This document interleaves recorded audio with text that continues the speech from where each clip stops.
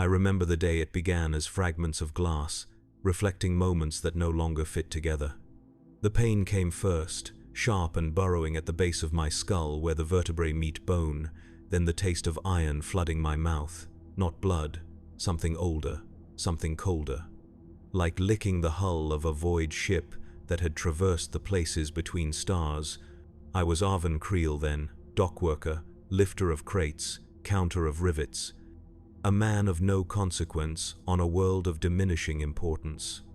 Forge World Helios Secundus, once proud producer of Chimera transports and Basilisk artillery, now reduced to manufacturing replacement parts and low-grade munitions.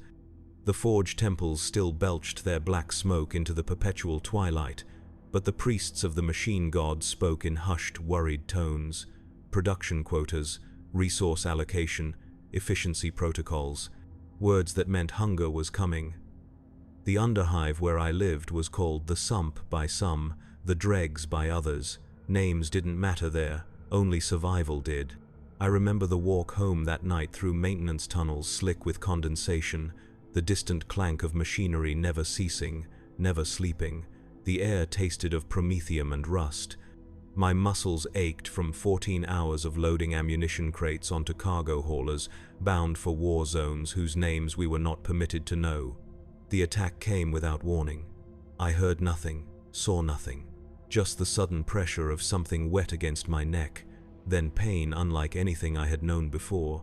My memories fracture there, becoming unreliable. I recall falling, the cold metal grating against my cheek. I recall a shape, something that should not exist in the rational world of the Omnissiah, moving with terrible purpose. I recall chitin and claw and too many limbs, moving with the horrible grace of a predator that has already won. Then nothing but fever dreams for what might have been days. When I awoke in my HAB unit, I convinced myself it had been an illness, perhaps the toxic miasma that sometimes leaked from the underhive chemical sumps.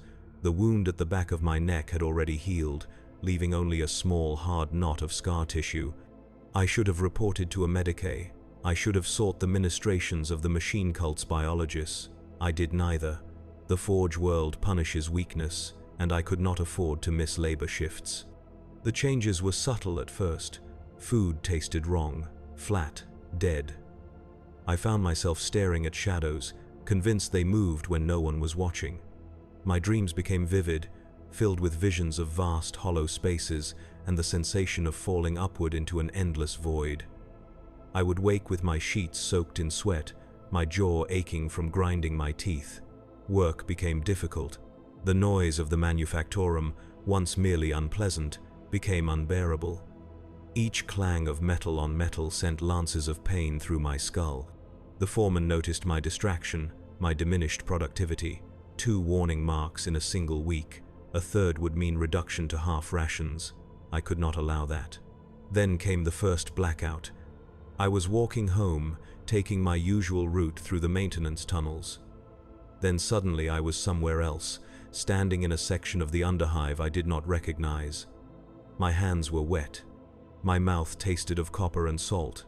3 hours had vanished, swallowed by a darkness in my mind that I dared not probe. Just exhaustion, I told myself, the words echoing hollowly in the empty tunnel, just the fatigue toxins building up. But I knew it was a lie even as I spoke it. Something had been done to me in that attack. Something had been put inside me, gestating, growing, changing me cell by cell. In the privacy of my filthy HAB unit, I finally examined myself properly. My skin had developed a strange pallor, almost gray in the weak lumens. The veins at my wrists seemed darker, more pronounced, and when I opened my mouth before the cracked mirror, I saw that my canine teeth had lengthened, just slightly, just enough to notice. The worst was the hunger. Not for the protein gruel and synthetic carb wafers that composed our standard rations. No, this was a hunger with no name, a craving for something I could not identify. It gnawed at me from the inside, a parasite demanding to be fed. I began to hear whispers, not with my ears, but inside my skull. Wordless communications, emotions without language. Hunger. anticipation, purpose. I would find myself standing motionless for minutes, head tilted as though listening to a distant conversation, before snapping back to awareness. The blackouts increased in frequency, an hour missing here, 3 hours there. Once, an entire day vanished, and I returned to consciousness in the deepest reaches of the Underhive, in tunnels abandoned even by the most desperate of the Forge World's inhabitants. My clothing was torn. There was dried blood under my fingernails. I didn't dare question whose it might be. I should have ended it then. A plasma conduit, improperly handled, would have been quick. Or I could have requested assignment to the most toxic areas of the chemical sumps, where life expectancy was measured in weeks. The rational part of me, the human part that remained, knew that something terrible was happening, that I was becoming a vessel for something other. But there was another part now, growing stronger each day, that would not allow such thoughts of self-destruction. It whispered of patience, of purpose, of the glory that would come when the stars changed and the great devourer arrived to consume all. I first saw one of my own kind 63 days after the attack. I had taken to wandering the Underhive during my periods of lucidity, drawn by instincts I did not understand toward areas I had never before visited. In a chamber that might once have been a secondary plasma regulation station, now long abandoned, I found them, 3 figures, hunched and malformed, their bodies caught between humanity and something else. One still wore the tattered remnants of a manufacturum uniform. Another had the augmetic arm of a tech serf. The third was further along in its transformation, its skull elongated, its jaw distended to accommodate too many teeth. They did not speak, not with words, but I felt their recognition wash over me like a wave, a psychic acknowledgement of kinship. The human part of me recoiled in horror. The other part felt for the first time a sense of belonging. "What is happening to me?" I asked, my voice sounding strange and distant to my own ears. The one with the augmetic arm approached. Its movements were jerky, uncoordinated, as though it had not yet fully learned to control its changing body. When it reached for me, I saw that its fingers had begun to fuse, the flesh hardening into something like chitin. "You are awakening," it said, the words slurred around a tongue that was no longer fully human. "You are becoming. You are preparing the way." The way for what? The creature tilted its head, an unsettlingly inhuman gesture. "For those who made us, for the hive that hungers, for the great devourer." I knew the words, though I had never heard them spoken aloud. On a Forge world, certain knowledge is restricted, deemed dangerous to productivity and morale. But rumors spread through the Underhive like toxins through groundwater, whispers of horrors beyond the stars, of worlds consumed, stripped of all life, left as barren husks drifting through the void. Tyranids, the great devourer, the doom that waits between the stars. "We were human," I said, desperately clinging to the fading memory of what that meant. "We were alone," the creature corrected. "Now we are part of something greater." The brood mind grows, the beacon strengthens. Soon they will hear our call. I fled then, the human part of me still strong enough to recognize the horror of what awaited. But even as I ran through the twisting tunnels of the Underhive, I felt the others in my mind, their thoughts brushing against mine. Not angry at my rejection. Patient, knowing that the changes within me would continue, that the thing I was becoming would eventually overcome what remained of Arven Creel. I resolved to fight it, to cling to my humanity for as long as possible. I volunteered for additional work shifts, hoping that exhaustion would quiet the whispers in my mind. I took to carrying a small blade, stolen from the manufacturum, promising myself that if the blackouts worsened, if I found more blood on my hands, I would use it on myself before I could be used to harm others. For a time, it seemed to work. The whispers receded to the edges of my consciousness. The blackouts became less frequent. I dared to hope that perhaps the infection, or whatever it was, might be fought off, might be contained. Then came the compliance inspection. Every solar cycle, Agents of the Adeptus Mechanicus would descend from the upper spires to assess productivity and resource allocation throughout the Forge world. These were times of tension and fear, for those deemed inefficient or unnecessary would be repurposed to more hazardous duties, or worse, rendered down for their chemical components in the corpse starch processes. I was at my station, loading crate after crate of bolter shells onto the conveyor, when I felt it, a presence at the edges of my mind, vast and cold and hungry. The tech priests had brought something with them this cycle. Something that could see through human disguises, that could detect the alien taint in human flesh. A servitor sentinel, its body a grotesque fusion of human remains and detection equipment, its eye lenses swiveled independently, scanning the laborers as they worked. I kept my head down, my movements mechanical, trying to project the dull obedience expected of Forge world laborers.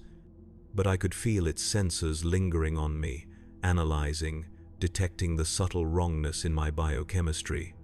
The whispers in my mind suddenly intensified, a chorus of alarm spreading through what I now understood was a psychic network connecting me to the others of my kind. The brood mind, awakening to a threat.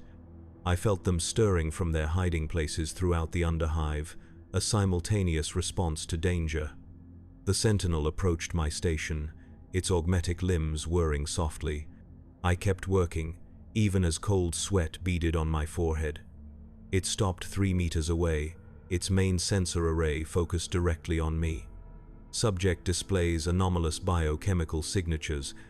It intoned, its Vox grill producing a flat, emotionless declaration. Potential xenocontamination detected. Subject is to be isolated for further examination. 2 security servitors detached from their positions along the wall, moving to flank me. I had seconds before they would restrain me, before I would be taken to the biologist labs for dissection and analysis.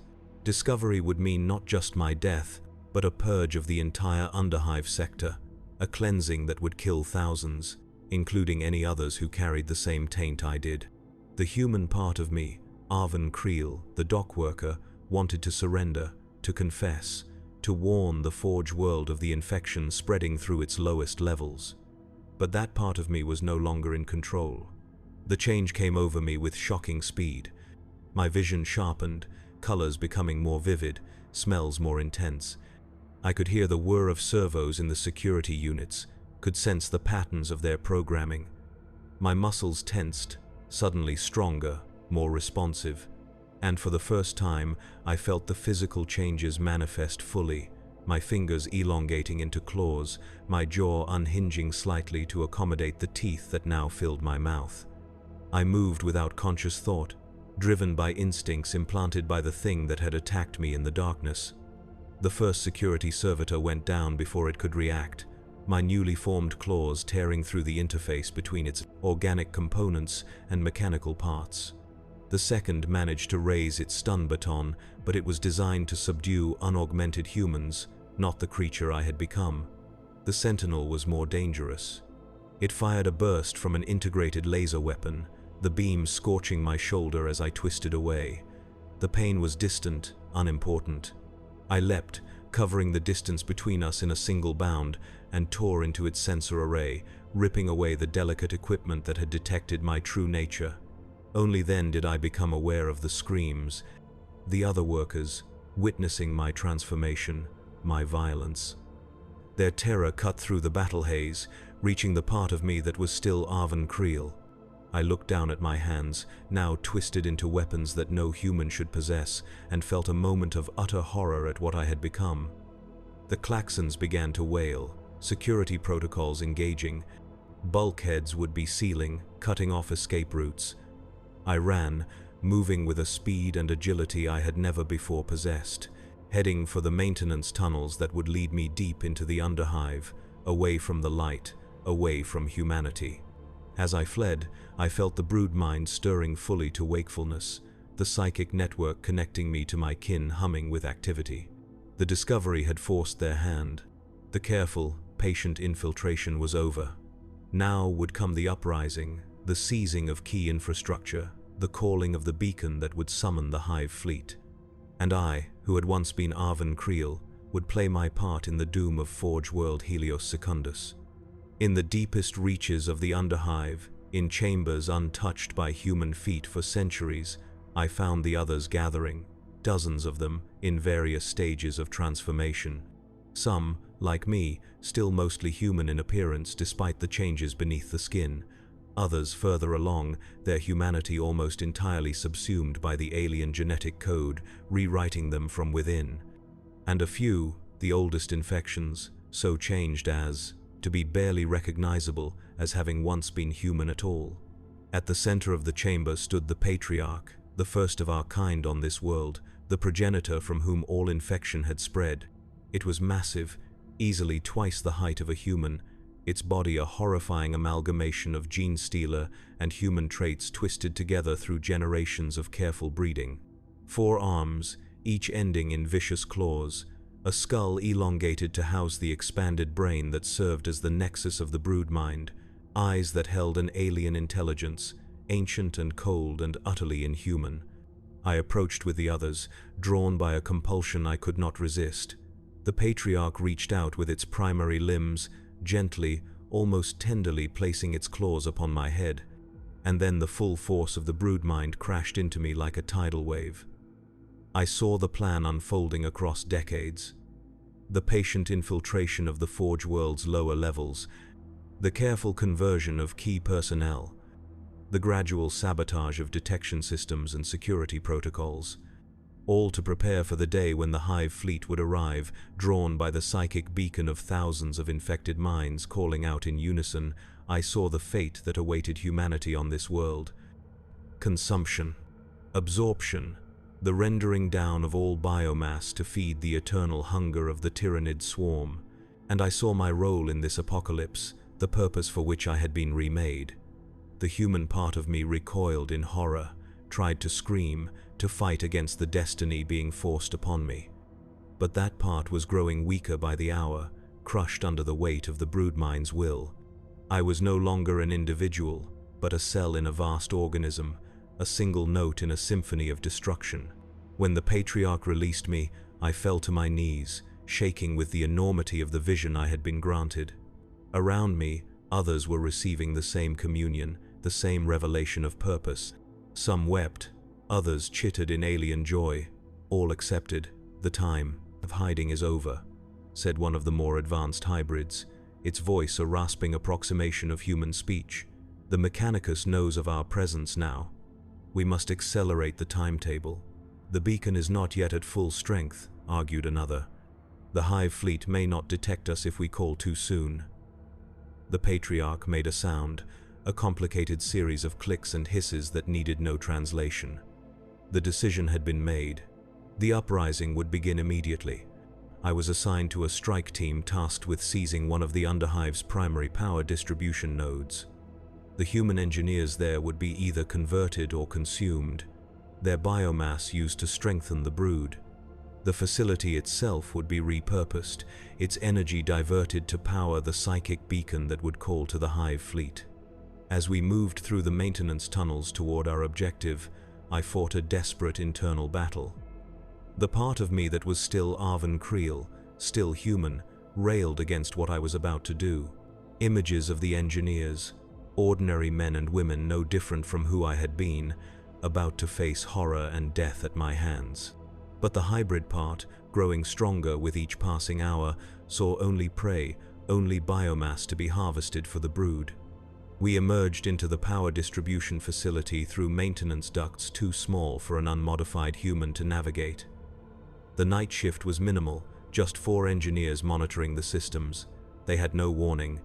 The first died before he could even turn from his monitoring station, my claws severing his spine with surgical precision. The second managed to hit the alarm, but the third member of our strike team had already sabotaged the communication systems.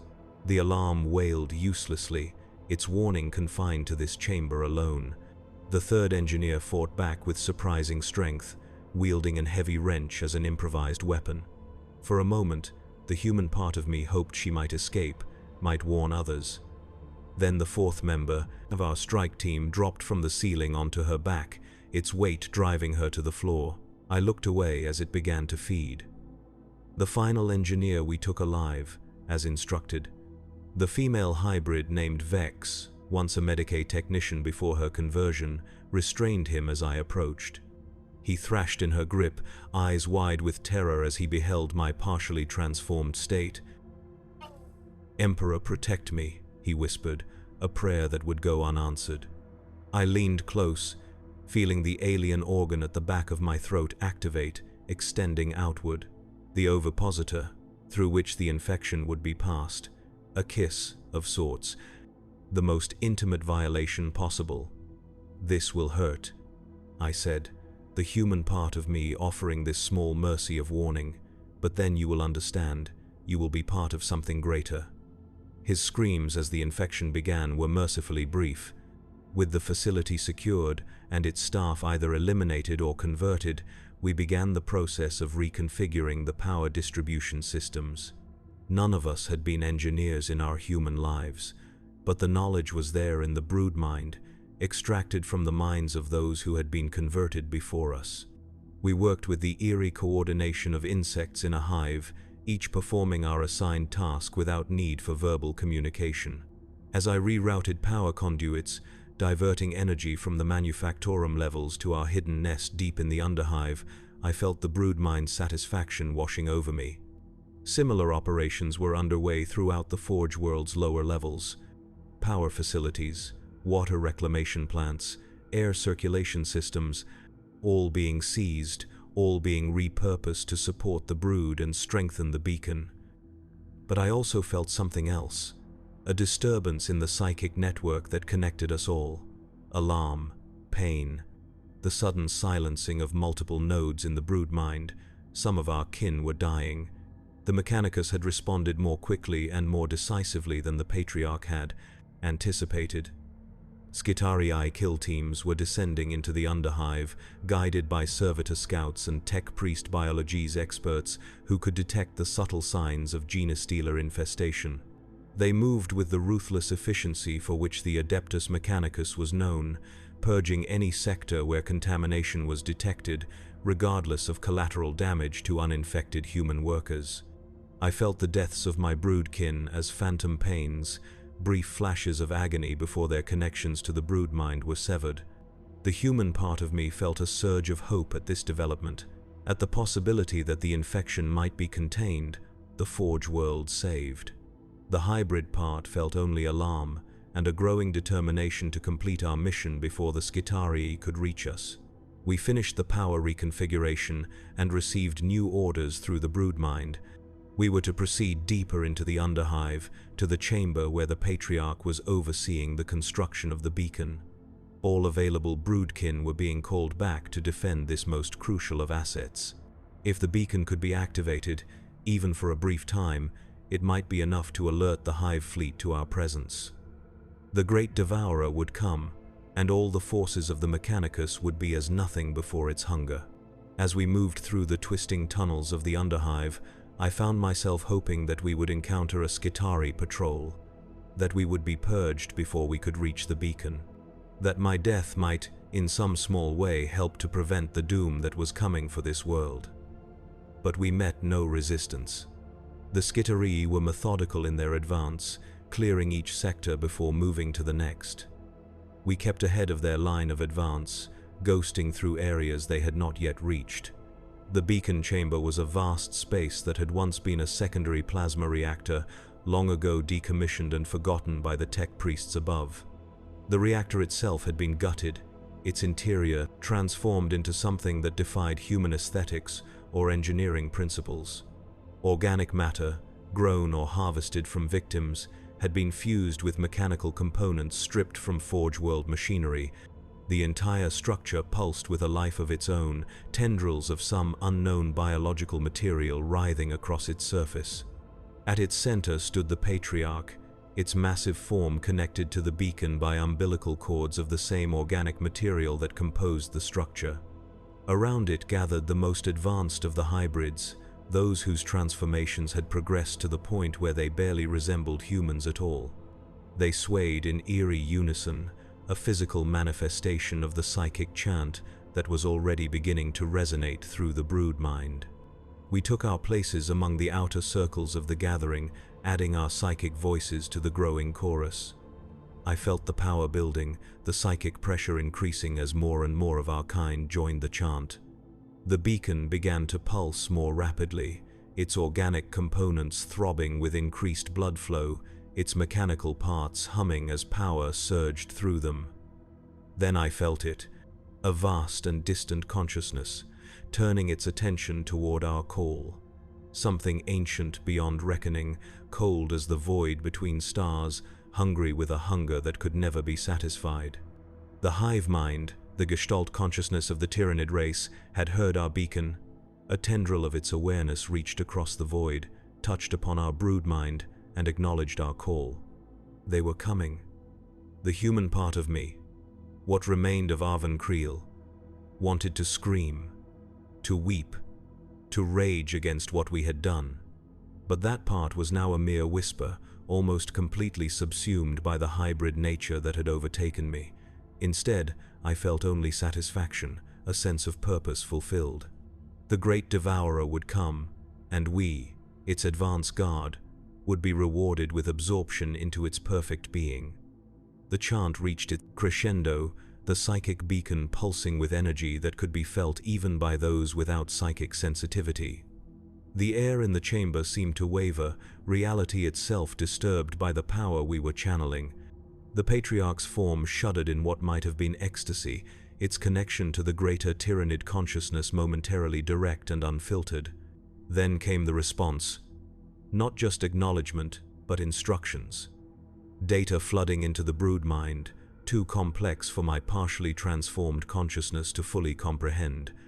The patriarch absorbed it all, processed it, then relayed simplified versions to the rest of us. I understood enough.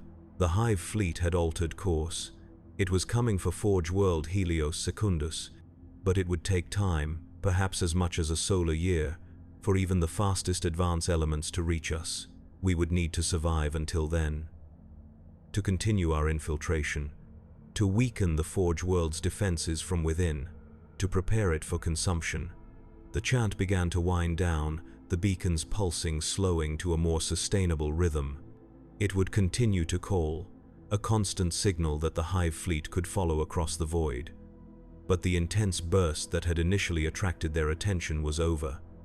Now came the long wait.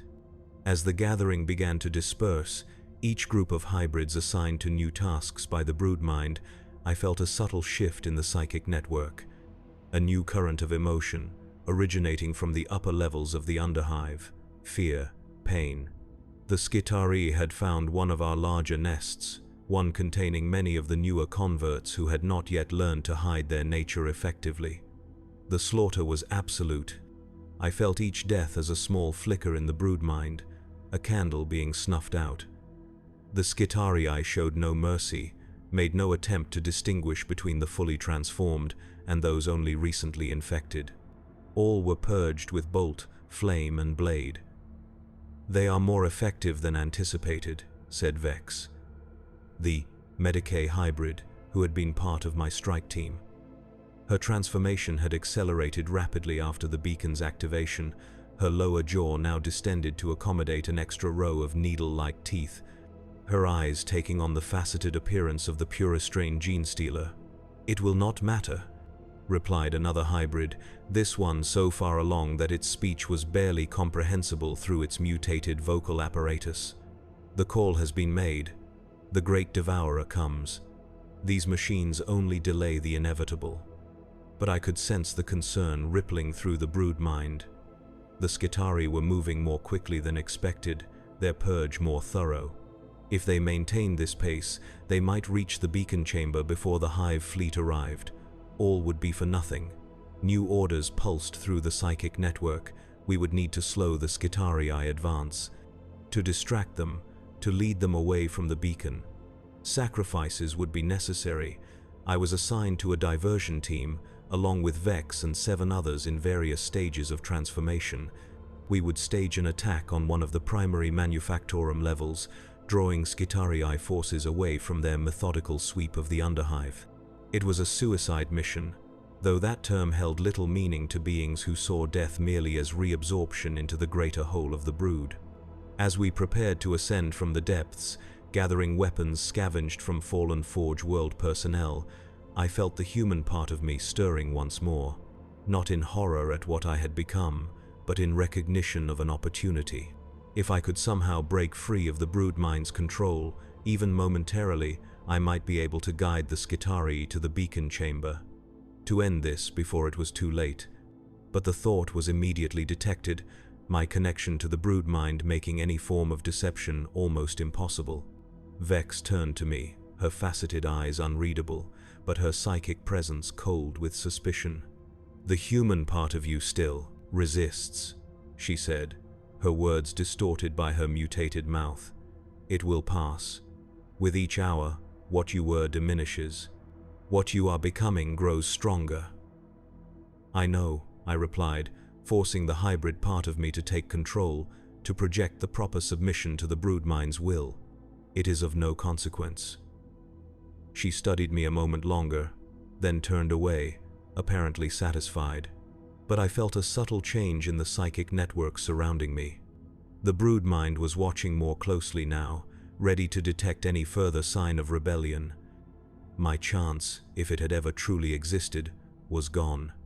We moved upward through maintenance shafts and forgotten access tunnels, avoiding the main routes where Skitarii patrols would be heaviest. The manufacturum level we were targeting was a munitions production facility where workers assembled bolter shells and las packs for distribution to Imperial Guard regiments throughout the sector. The symbolic value of such a target would ensure a rapid and overwhelming Skitarii response, drawing forces away from the underhive and giving other broodkin time to better conceal the beacon chamber. As we neared the upper levels, I began to notice changes in my perception. Sounds became sharper, colors more vivid. Scents carried information they never had when I was human, chemical signatures that told me about the emotional states and species of beings who had passed through these areas. My muscles felt taut with energy, ready to explode into action with a speed no unmodified human could match. The transformation was accelerating.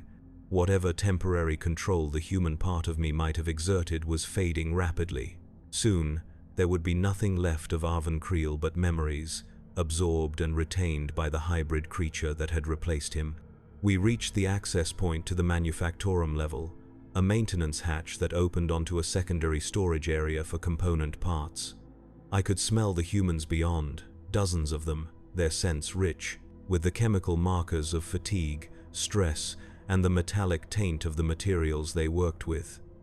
Beneath those scents, the richness of blood and tissue, biomass that could feed the brood. The hunger rose in me, sudden and overwhelming, not the dull ache of human hunger, but something primal and consuming, a need that went beyond sustenance to become the central purpose of existence. I wanted to tear through that hatch, to fall upon the unsuspecting workers, to feed and feed until the hunger was momentarily sated. Only the iron control of the broodmind held me back, reminding me of our actual purpose. "On my signal," whispered the most transformed of our group, a creature that had once been a shift supervisor named Thule. "Remember the plan: maximum chaos, maximum visibility. Draw their attention fully before allowing yourselves to be driven back towards Sector 17, away from the beacon chamber." We all nodded, the coordination of the broodmind making verbal confirmation unnecessary. I flexed my hands, watching as the fingers elongated further, the skin hardening into chitin, the nails extending into razor-sharp claws. The changes could be controlled to some extent, held back when concealment was necessary, accelerated when combat was imminent. Another gift from the Genestealer genetics that now dominated my cellular structure. Thula gave the signal, a psychic pulse that resonated through the broodmind. As one, we burst through the maintenance hatch into the storage area beyond. The workers there, 2 men checking inventory on component shelving, had no time to react before we were upon them. I took the nearest, my claws opening his throat in a spray of arterial blood that triggered an almost ecstatic response in my altered nervous system. The scent, the warmth, The vitality of it sent shivers of pleasure through me. The hunger demanded that I feed, but the mission parameters overrode that instinct. We needed to be seen, to cause alarm, to draw the Rengsis. Skitarii. Feeding could come later, if any of us survived. We burst from the storage area into the main manufacturum floor. Dozens of workers looked up from their assembly stations, expressions shifting from surprise to horror as they beheld our transformed state. For a moment, there was absolute silence, as if reality itself paused to acknowledge the wrongness of our existence in this ordered, human space. Then the screaming began. Workers fled in all directions, some making for the main exits, others hiding beneath workstations or behind machinery. A few, braver or more foolish than the rest, grabbed tools as improvised weapons and moved to confront us. They died first, their courage no match for the speed and strength our transformations had granted us. The alarm klaxons began to wail, the sound piercing even to unmodified human ears, agonizing to our enhanced senses. But we endured it, continuing our rampage across the manufacturum floor. We did not kill indiscriminately, that would have been inefficient. Instead, we focused on causing maximum visible damage, tearing apart workstations, rupturing promethium lines, sending machinery crashing to the floor in showers of sparks and twisted metal. Skitarii responding, Vex called out, her enhanced senses detecting the approach of our true targets. 30 seconds. We continued our destruction until the last possible moment, ensuring that the scale of our attack would demand a significant response force. Then, as planned, we began our fighting retreat, moving back toward the maintenance access points that would lead us to Sector 17, drawing the Skitarii away from the beacon chamber. The first Skitarii entered the manufacturum with the mechanical precision for which they were known. No hesitation, no caution, simply an immediate assessment of the threat and appropriate response. Las fire cut through the air, striking one of our number with unerring accuracy. The hybrid fell, its torso cored by the high-powered beam, its connection to the broodmine snuffed out instantly. We returned fire with scavenged weapons, more to maintain the illusion of resistance than with any real hope of harming the Skitarii through their armored environmental suits. Their augmetic targeting systems gave them an accuracy no unmodified human could hope to match, and their weapons were designed to deal with threats far more dangerous than partially transformed hybrids. Another of our group fell, then a third. We accelerated our retreat, drawing the Skitarii after us into the maintenance tunnels. The confined space would work to our advantage, limiting the number of Skitarii who could bring their weapons to bear at any one time. It would not save us, but it would extend the chase, keeping them occupied for longer. I was the last to enter the tunnels, pausing at the entrance to fire a final burst from my scavenged autopistol, more for effect than with any expectation of causing harm. As I turned to follow my broodkin, a last beam caught me in the shoulder, spinning me around and slamming me against the tunnel wall. The pain was intense but strangely distant, my altered physiology already working to minimize the damage and begin repairs. I staggered after the others, the scent of my own burned flesh filling my nostrils. Behind us, I could hear the mechanical precision of the Skitarii advance, neither hurried nor cautious, simply implacable.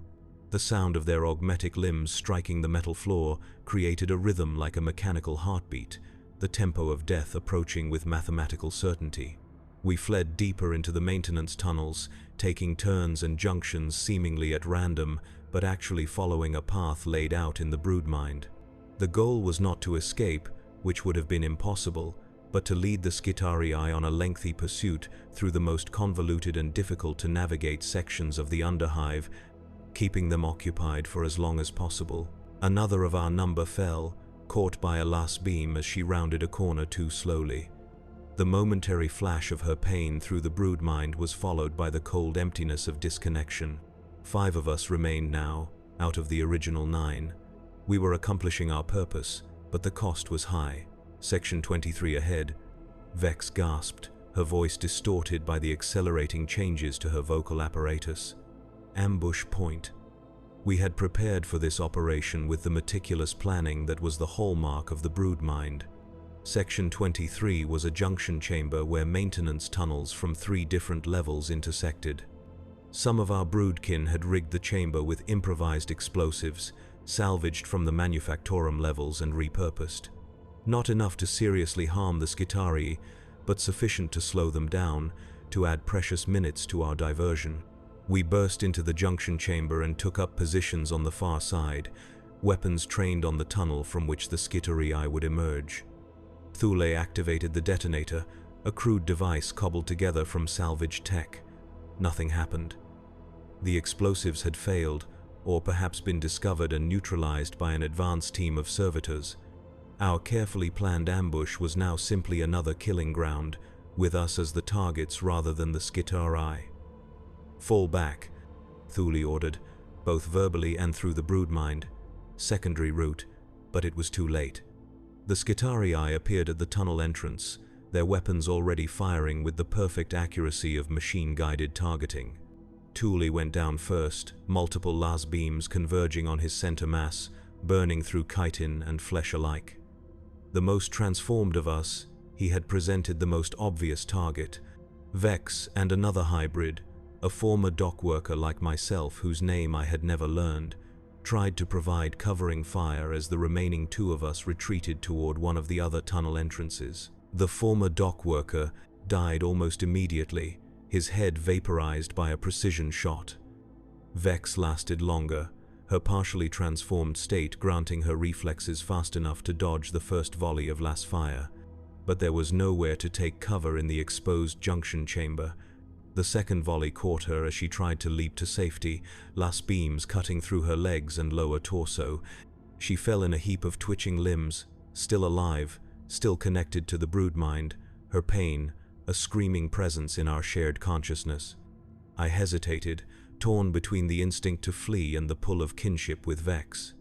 That moment of indecision nearly cost me my life, as a las beam scorched past my head, close enough that I could smell my hair burning. The surviving hybrid grabbed my arm, yanking me toward the tunnel entrance with strength no human could possess. "She is already dead," he hissed, speaking of Vex. "The mission continues." He was right. I could feel Vex's presence in the broodmind fading, her life bleeding out onto the metal decking of the junction chamber. The Skitarii would grant her no mercy, would not waste a clean execution shot on a Xenos abomination.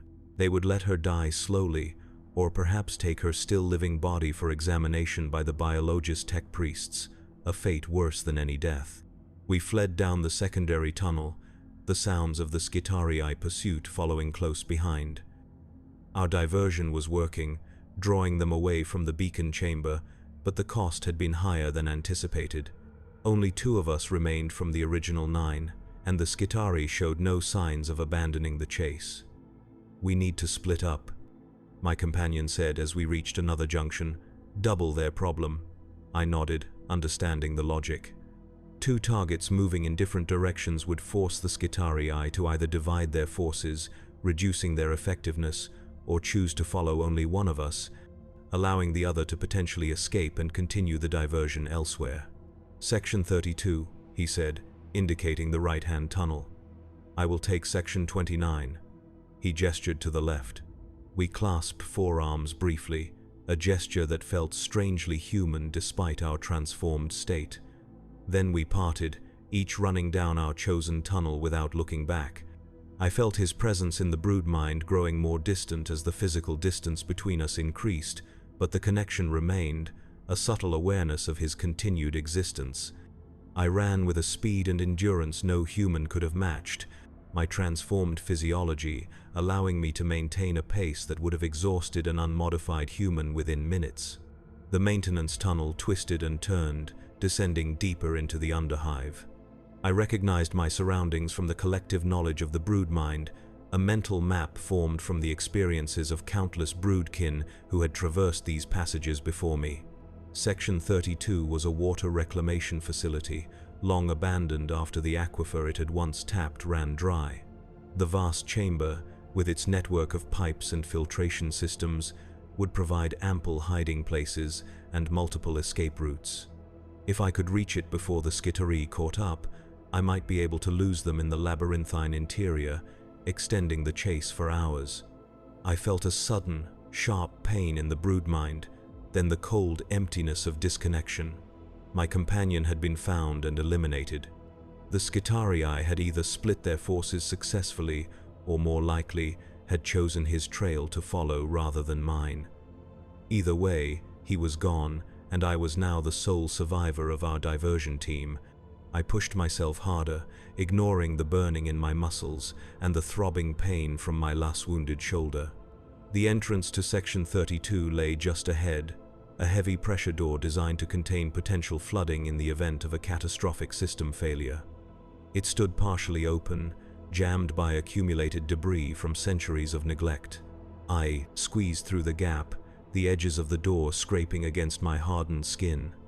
Beyond lay the reclamation facility, vast and echoing, its ceiling lost in darkness overhead. Ancient filtration tanks stood in rows like silent sentinels, their surfaces thick with the dust of centuries. Pipes of various sizes crisscrossed the space, some large enough for a human to walk through upright, others barely wide enough to crawl through. The perfect environment for an extended game of hide-and-seek with the Skitarii. But as I paused to catch my breath and consider my next move, I became aware of a change in the broodmind, a shift in the collective awareness, a new current of emotion flowing through the psychic network. Alarm, urgency. The Skitarii had altered their pattern.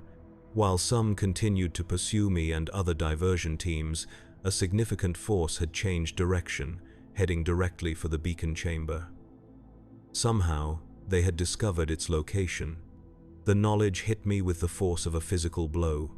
Our sacrifice was to be for nothing. The beacon would be destroyed before the hive fleet could reach us. The great devourer would pass this world by, never knowing how close its children had come to preparing the way. The human part of me, the fragment that remained of Arven Creel, felt a surge of hope at this development. The Forge world might be saved. Billions of lives might be spared the horror of consumption by the tyrannid swarm, but that fragment was now so small, so insignificant compared to the hybrid nature that had overtaken me. The dominant part of my consciousness felt only despair and a desperate need to prevent this outcome. New orders pulsed through the broodmind. All diversion operations were to be abandoned. All surviving broodkin were to converge on the beacon chamber to defend it against the Skitarii assault. It would be a last stand, with little hope of success against the superior weapons and tactical efficiency of the Mechanicus forces. But there was no alternative. The beacon must be protected at all costs. I turned away from my planned hiding place and made for one of the maintenance access points that would lead me back toward the deepest levels of the Underhive.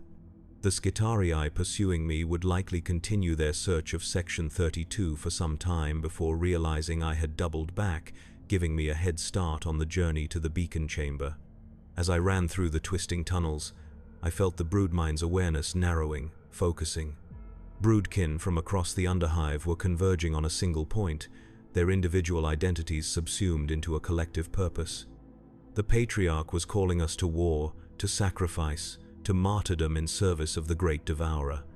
I ran until my lungs burned and my muscles screamed for rest, driven beyond normal endurance by the hybrid vigor that now filled my transformed body. Other broodkin joined me as I neared the beacon chamber, emerging from side tunnels and access shafts, all drawn by the same psychic summons. None spoke, none needed to. The broodmind united us in purpose more perfectly than words ever could. We arrived at the outer perimeter of the beacon chamber to find preparations for defense already well underway. The more transformed hybrids, with their superior strength and natural weapons, had torn free sections of decking and bulkheads to create barricades across the main approach tunnels. Others had positioned themselves on elevated platforms and maintenance gantries, improvised weapons at the ready. The newest converts, those still mostly human in appearance, were being equipped with whatever firearms had been scavenged from fallen Forge World personnel. At the center of the chamber, the beacon itself pulsed with psychic energy, its rhythm noticeably quicker than before. The patriarch stood beside it, its massive form even more transformed than when I had last seen it. The connection to the greater Tyrannid consciousness had accelerated its evolution, pushing it closer to the pure Genestealer form from which all hybrids ultimately descended. It moved with terrible grace among the defenders, touching each briefly, reinforcing the psychic bond that united us all. When it reached me, its clawed hand rested on my head as it had during our first meeting. But this time, instead of visions of the future, I received something else. A command, a purpose, a final role to play in the grand design of the broodmind. I was to be part of the inner defense line, one of the last barriers between the Skitarii and the beacon itself. Not because of any special skill or strength I possessed, but because my transformation had reached a particular stage, balanced between human and hybrid, that made me suitable for a specific task. If the outer defenses failed, if the Skitarii breached the chamber, I and others like me would trigger a catastrophic overload in the beacon. The resulting psychic shockwave would be powerful enough to reach the approaching hive fleet, even if the beacon itself was destroyed in the process. It would be a death signal rather than a continuous call, but it might be enough to guide the great devourer to this world. The plan meant certain death for all within the chamber, including the patriarch itself. But individual survival meant nothing in service to the broodmind. We were cells in a greater organism, expendable in defense of the whole. I took my position near the beacon, along with 5 other hybrids in a similar stage of transformation. We were connected directly to the beacon's control mechanisms, both physically through bioelectric interfaces grafted onto our flesh, and psychically through our link to the broodmind. At the proper moment, we would channel our own life energy into the beacon, causing it to discharge its accumulated psychic power in a single, massive burst. The first warnings of the Skitarii approach came through the broodmind, a ripple of alarm from the outermost sentries. The Mechanicus forces were advancing with their usual methodical precision, servitor scouts preceding the main force to map the terrain and identify defensive positions. Our ambushes claimed several of these scouts, but not enough to significantly slow the advance or prevent the intelligence they gathered from reaching the Skitarii commanders. The first proper engagement came at the outermost barricade, a hastily constructed barrier of twisted metal and debris blocking one of the main approach tunnels. The broodkin positioned there, mostly newer converts with a few more transformed hybrids for close combat capability, put up a fierce resistance. But against the superior weaponry and tactical programming of the Skitarii, they were fighting a losing battle from the start. I felt each death as a small, cold silence in the broodmind, the psychic network losing nodes one by one. The outer barricade fell within 20 minutes of the first contact. The second lasted barely 15. The Skitarii were advancing with implacable determination, their casualties significant but sustainable. Their progress slowed but not stopped by our desperate defense. As they drew closer to the beacon chamber, the patriarch's presence in the broodmind grew more dominant, its will subsuming the individual consciousness of the defenders. We became extensions of its purpose, our actions guided by its strategic vision rather than our own limited perspectives. The fear and doubt that might have affected individual fighters was replaced by the cold certainty of the collective. The third and final outer barricade fell after 30 minutes of intense fighting. The Skitarii now stood at the entrance to the beacon chamber itself, their forces somewhat diminished by the running battle through the underhive, but still more than sufficient to overwhelm the remaining defenders. They paused briefly, perhaps to receive new tactical instructions from their tech priest controllers or to allow their weapon systems to cool after the sustained combat. In that moment of respite, I felt the patriarch's attention focus specifically on me and the other hybrids connected to the beacon. A complex series of instructions flowed through the broodmind, too intricate to be expressed in human language. We were to wait until the Skitarii had fully committed to their assault on the chamber, until their forces were concentrated within the blast radius of the beacon's overload. Only then were we to trigger the catastrophic discharge that would be our final service to the brood. The Skitarii assault, when it came, was overwhelming in its intensity and precision. They breached the chamber entrance with shaped charges that sent shrapnel tearing through the ranks of the defenders. Then they advanced in fire teams, each unit covering the others as they leapfrogged forward, las weapons cutting down any broodkin who presented a target. The patriarch itself led the defense, its massive form charging directly into the Skitarii formation, claws tearing through their armored environmental suits as though they were paper. For a brief moment, it seemed as though its sheer physical power might turn the tide of battle. 3 Skitarii went down in as many seconds, their augmetic limbs and organic components alike shredded by the patriarch's frenzied attack. Then the Skitarii adjusted their tactics, bringing their heavier weapons to bear. A plasma gun discharged, the superheated matter striking the patriarch in the center of its mass. Chitin blackened and cracked under the intense heat, flesh beneath vaporizing instantly. The patriarch staggered but did not fall, its vitality far beyond that of a normal organism. A second plasma blast followed, then a third, each causing catastrophic damage to the patriarch's form. Through the broodmind, I felt its pain as though it were my own, a searing agony that threatened to overwhelm my consciousness. But beneath the pain was an iron purpose, a final command, being transmitted to me and the other hybrids connected to the beacon. The time had come.